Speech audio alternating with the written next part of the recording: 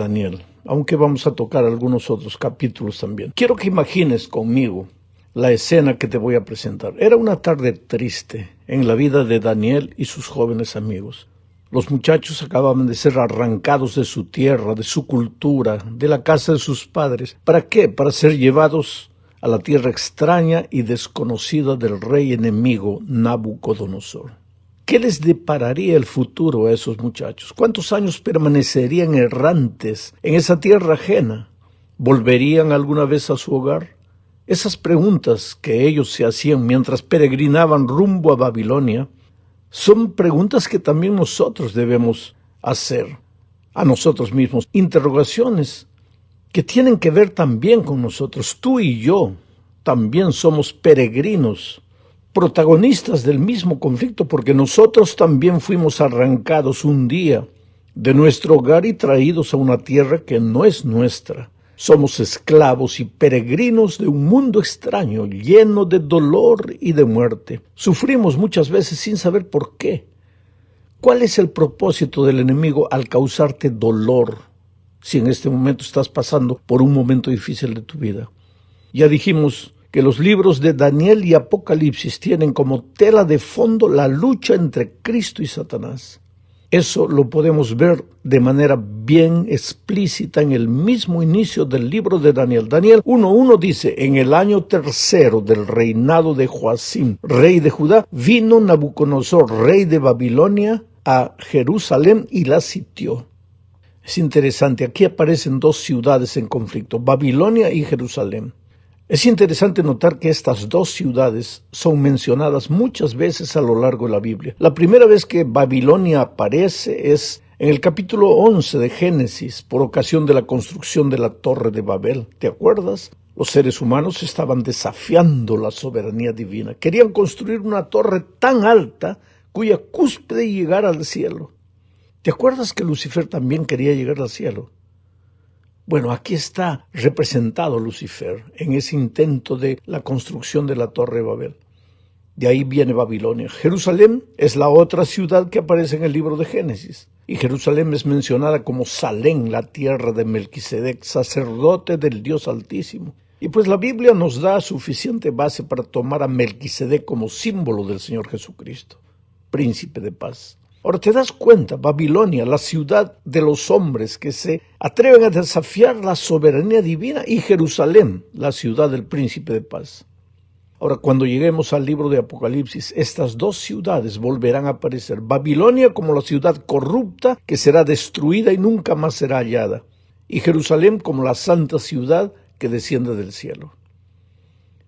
¿Te das cuenta que aunque Babilonia y Jerusalén fueron ciudades literales, son más que apenas ciudades, son también símbolos proféticos? Babilonia simboliza al gobierno de la maldad, de la desobediencia, del error, de la rebelión contra Dios, mientras que Jerusalén simboliza al gobierno de la piedad, de la obediencia, de la verdad.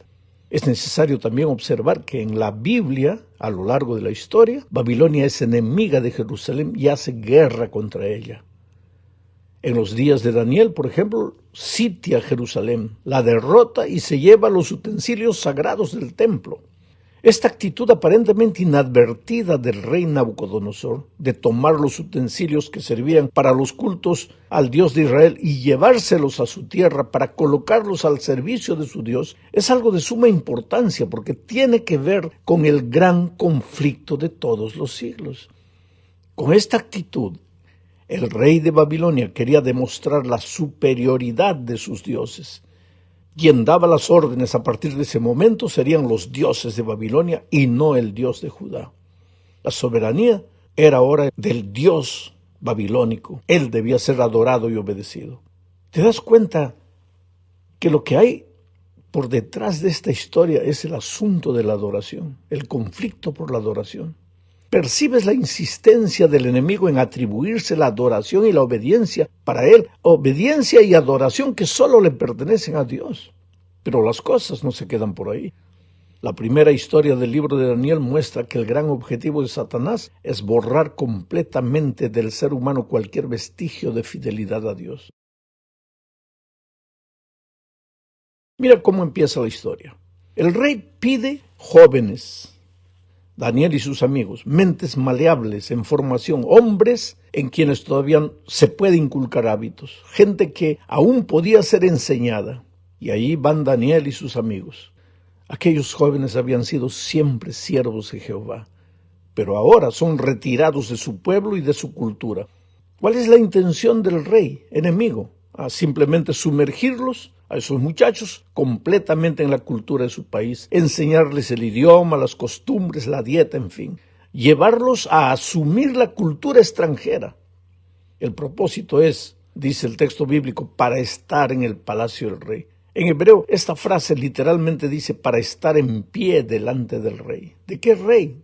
Del rey Nabucodonosor. El segundo paso del rey enemigo es cambiarles el nombre. El mensaje que Nabucodonosor quería transmitir con esta actitud era claro: yo soy el victorioso, logré lo que quería. Estos jóvenes que un día fueron siervos de Jehová, ahora sirven y adoran a los dioses de Babilonia. Pero el rey no sabía que la batalla de los siglos no se gana por fuera. Él podía cambiar el nombre de los hijos de Dios, pero no podía cambiarles el corazón. En su interior, esos jóvenes hebreos decidieron adorar y obedecer únicamente al Dios Jehová, creador del cielo y de la tierra. El Dios de Israel fue el gran victorioso en el corazón de Daniel y sus amigos. Pero hay un tercer intento para someter la voluntad de los jóvenes hebreos al Dios de Babilonia. Y ese intento fue cambiarles la dieta. Tú sabes que físicamente eres lo que comes, pero intelectual y espiritualmente eres lo que ves, oyes y lees. Esta es una ley natural de la vida. Hoy el enemigo está alcanzando su objetivo de destruir la imagen de Dios en los hombres, cambiándoles la dieta. Los órganos de comunicación que forman el estilo de vida de la sociedad están llenos de las comidas y las bebidas del rey enemigo. Sin embargo, la historia bíblica nos dice que Daniel propuso en su corazón no contaminarse con la porción de la comida del rey. ¡Qué decisión extraordinaria! La verdadera batalla no estaba siendo peleada solamente entre dos naciones. La verdadera lucha era por el control del corazón humano, y los jóvenes hebreos, aunque derrotados desde el punto de vista humano, fueron victoriosos en el terreno espiritual. Decidieron que solo servirían al Dios vivo de Israel. El relato bíblico dice: y puso Dios a Daniel en gracia y en buena voluntad con el jefe de los eunucos. ¿Te das cuenta que hasta el enemigo llega a admirar la fidelidad de un hijo de Dios? No existe argumento para ceder a las presiones, por más fuertes que éstas sean. El mundo está dispuesto a rendirse delante de las evidencias que muestran el poder de Dios actuando en favor de su pueblo fiel. El resultado de todo esto fue que después, cuando el rey consultó con los jóvenes hebreos, dice el texto, en todo asunto de sabiduría e inteligencia que el rey les consultó, los halló 10 veces mejores que todos los magos y astrólogos que había en todo su reino. Nota la manera sutil ahora con la cual el rey de Babilonia intentó borrar de los jóvenes hebreos cualquier vestigio de fidelidad, adoración y obediencia al rey de Israel. Pero recuerda que aunque Babilonia era literalmente enemiga de Israel, es también símbolo de un poder maligno que intenta hacer lo mismo con el ser humano de todos los tiempos. El arma que el rey enemigo usó al principio con Daniel y sus compañeros fue la seducción. A estos jóvenes se les prometió ventajas, se les dio nombres sofisticados, se les ofreció la comida del rey, se los colocó en un grupo privilegiado para recibir una educación especial. Se les dijo que serían mejores de lo que eran en su país. Daniel y sus compañeros no fueron obligados a nada. El arma que el enemigo usó fue la seducción, la misma que usó con Eva en el Edén. Nabucodonosor no prohibió que estos jóvenes adorasen a su Dios. Lo que quiso es que aquellos jóvenes se adaptasen a la cultura babilónica y sin darse cuenta se olvidasen que eran israelitas. El rey sabía que el ambiente, entre comillas, es poderoso como para absorber completamente a cualquier persona. Pero esa arma no funcionó con los jóvenes hebreos. Ellos decidieron que a pesar de estar en una tierra pagana, serían fieles al Dios Jehová. Y Jesús dijo lo que está en Lucas 16:10. El que es fiel en lo muy poco, también en lo más es fiel. Y el que en lo muy poco es injusto, también en lo más es injusto. Ahora, querido, esto prueba una cosa. Si no eres fiel, si no aprendes a ser fiel a Dios hoy en tiempos de libertad, no vas a ser cuando la persecución y los momentos difíciles de la vida lleguen. Hay que aprender a ser fiel a Dios ahora, cuando nadie nos persigue por causa de la fe. De otra manera no podremos ser fieles a Él cuando los momentos difíciles lleguen. En la segunda parte de este estudio, veremos que Dios le da un sueño a Nabucodonosor. Nadie puede interpretar el sueño, pero Dios usa a Daniel como instrumento poderoso para interpretar el sueño del rey. Pero Daniel no atribuyó la gloria para él, sino que dijo lo que encontramos en Daniel 2, 20 al 23. Y Daniel habló y dijo: sea bendito el nombre de Dios de siglos en siglos, porque suyos son el poder y la sabiduría. Él muda los tiempos y las edades, quita reyes y pone reyes, da la sabiduría a los sabios y la ciencia a los entendidos. Él revela lo profundo y lo escondido, conoce lo que está en tinieblas y con él mora la luz. A ti, oh Dios de mis padres, te doy gracias y te alabo porque me has dado sabiduría y fuerza y ahora me has revelado lo que te pedimos, pues nos has dado a conocer el asunto del rey. Date cuenta que mientras el enemigo desea que todos lo adoren a él, o que los seres humanos, pues en la peor de las hipótesis, se adoren a sí mismos, Daniel pasa una vez más por la prueba. Adora al único Dios verdadero. En ese sueño de Nabucodonosor, pues Dios le revela la historia universal, el desfile de todos los imperios a Nabucodonosor, y le muestra que Dios está en el control de la historia, aunque muchas veces los reyes humanos piensan que ellos están...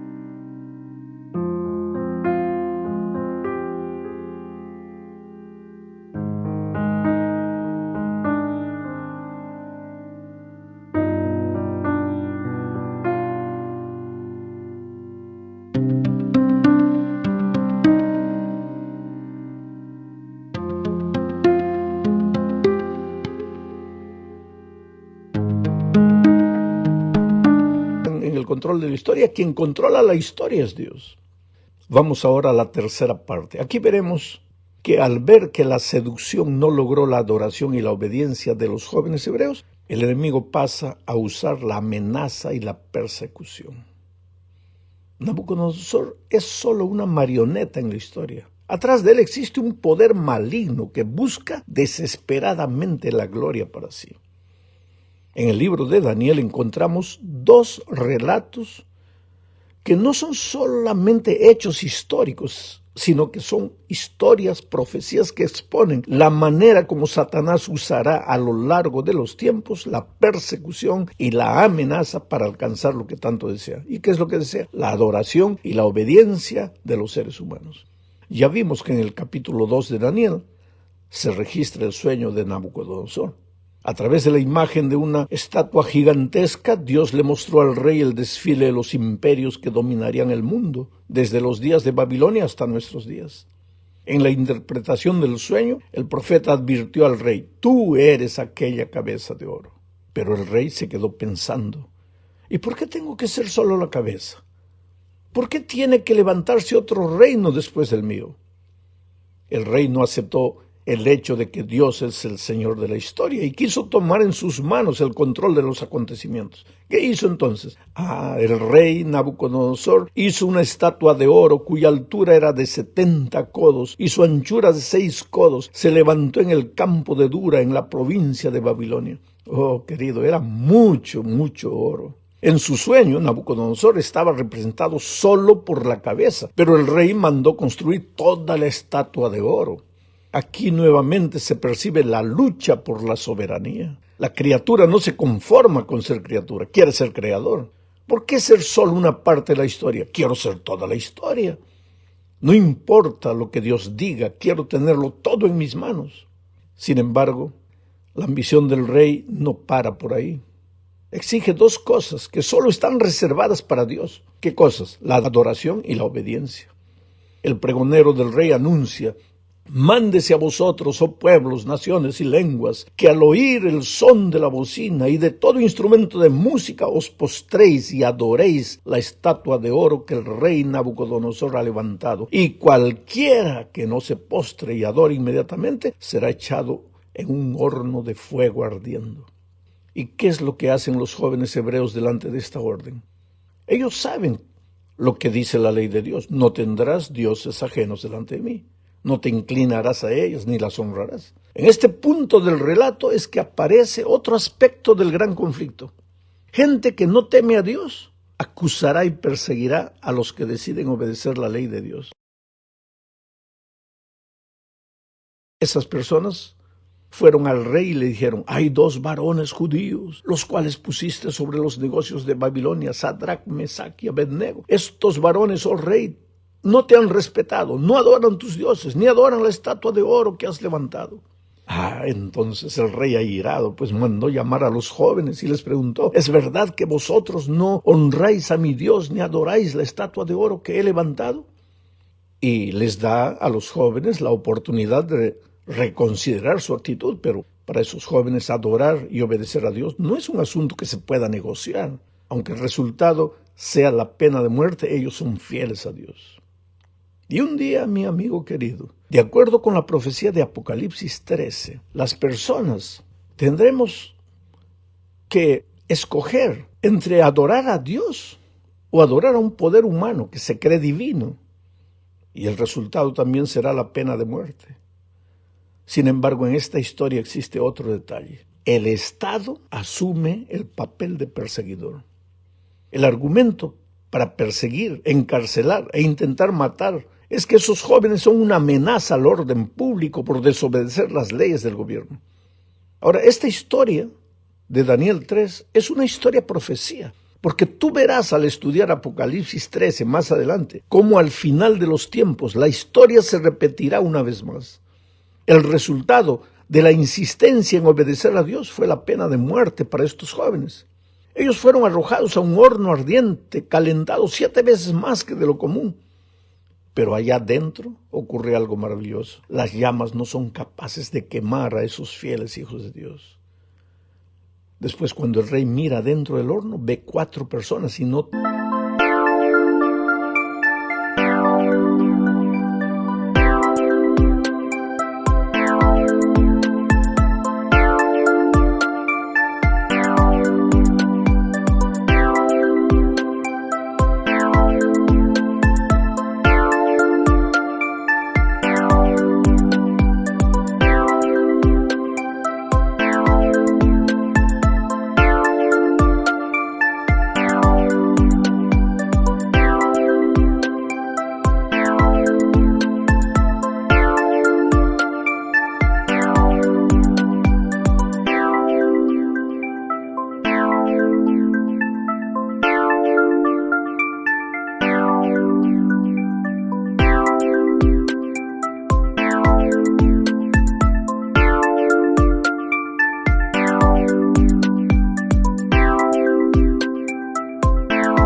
Y él exclama: he aquí yo veo 4 varones sueltos que se pasean en medio del fuego sin sufrir ningún engaño.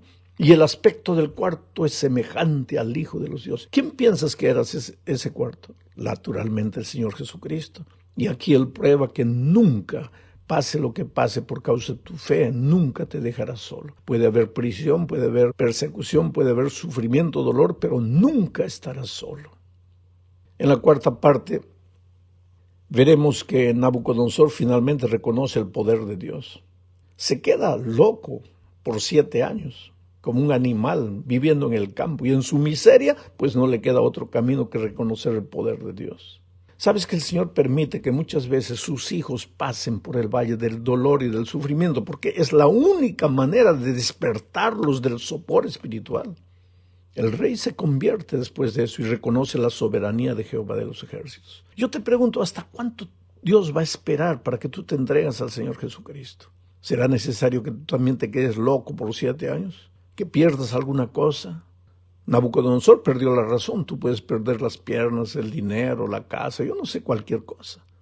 Pero Dios te llama con cuerdas de amor. Si te resistes, pues Dios permite que la propia vida te golpee, porque para ver si de esa manera te despiertas, de esa manera sabes que estás endureciéndote contra Dios. Llegamos al fin de esta lección hablando de la fidelidad de Daniel. En esta ocasión, otra vez, cuando salió un decreto que le impedía orar. Todos están prohibidos de orar.